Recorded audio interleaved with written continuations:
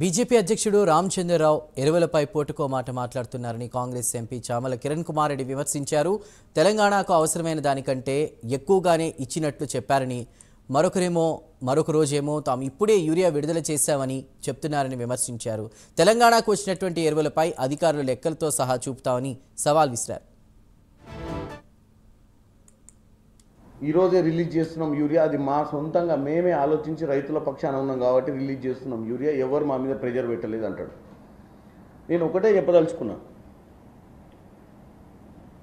రామచంద్రరావు గారు ఏమంటాడంటే 3 నెలల ముందే వీళ్ళు ప్యానిక్ బటన్ నొక్కిర్రు, రైతులల్లో యూరియా లేదని ప్రాపగాండా చేయడం వల్లనే రైతులు రోడ్లు ఎక్కిర్రు అంటాడు. యాక్చువల్గా యూరియా అనేది సర్ప్లస్ ఉందన్నాడు. నేను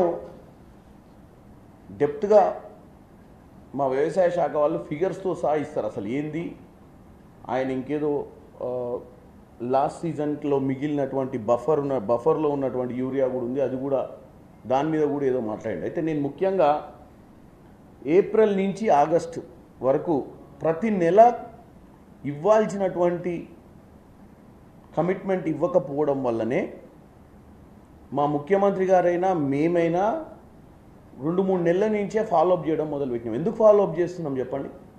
కావాలని వీళ్ళు రాజకీయం చేశారు, యూరియాని ఎక్కువ ఇచ్చినామని ఒకరోజు అంటాడు.